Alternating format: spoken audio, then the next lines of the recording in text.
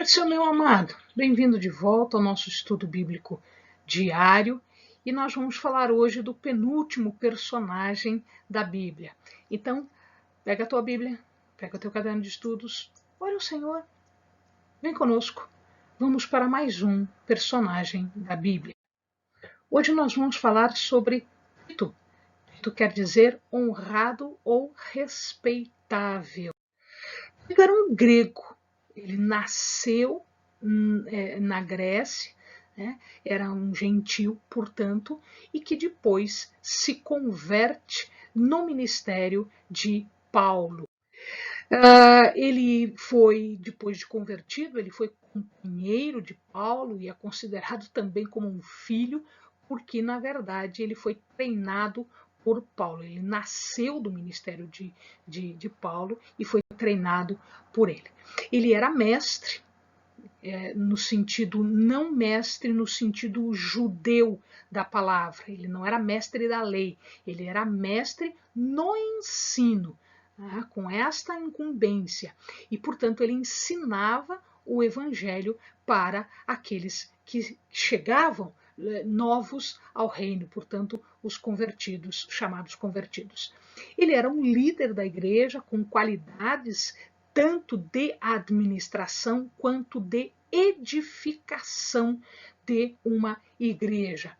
Ele foi junto com Paulo, ele esteve no concílio de Jerusalém, Paulo, Timóteo e Tito também, eles estiveram lá.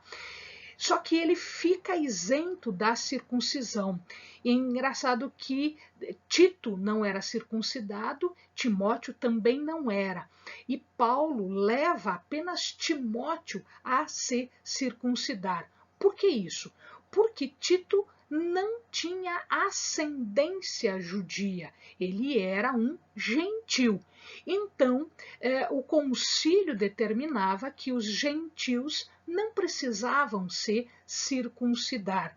Então, havia isenção disso. Como o ministério dele era entre os gentios, haviam alguns judeus também, mas principalmente entre os gentios, não houve esta necessidade de circuncisão em relação àquela aparência para os judeus mais ortodoxos, os que exigiam isso. Ele estrutura uma igreja em Creta, tanto fora, né, dentre os gentios mesmo. Então, ele estrutura essa igreja em Creta. E depois, numa determinada ocasião, Paulo escolhe Tito para ir a Corinto. O que está acontecendo lá em Corinto?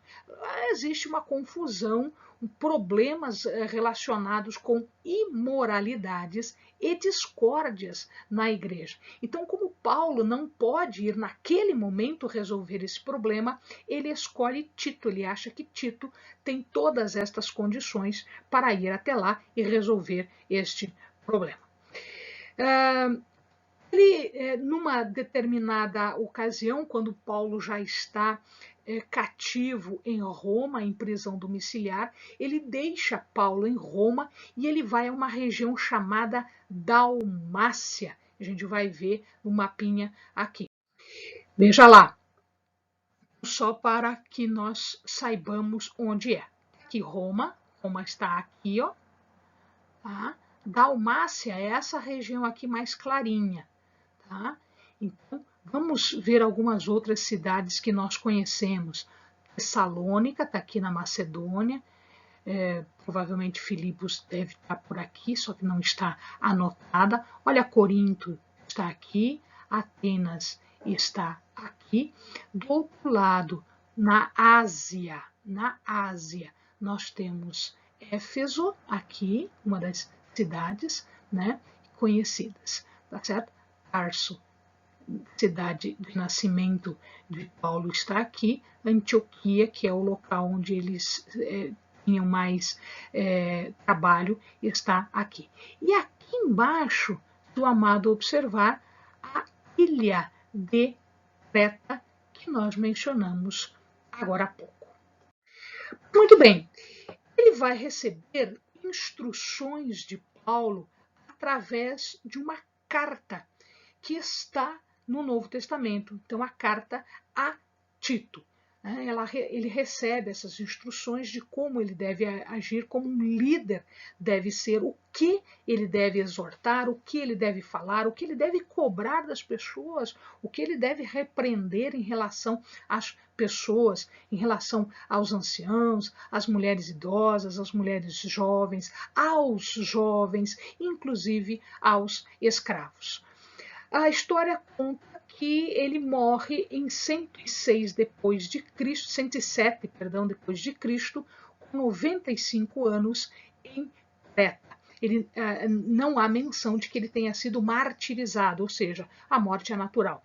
Nós não temos certeza disso, isso é o que algumas pessoas escrevem, algumas pessoas falam. E para a gente fechar, eu quero ler 2 versículos que são super importantes para os líderes, para aqueles que têm um ministério diante de Deus. Está aqui em Tito, capítulo 1, versículo 9. Deve reter firme a fiel palavra, que é conforme a doutrina, para que seja poderoso, tanto para demonstrar na sã doutrina, como para convencer os contradizentes.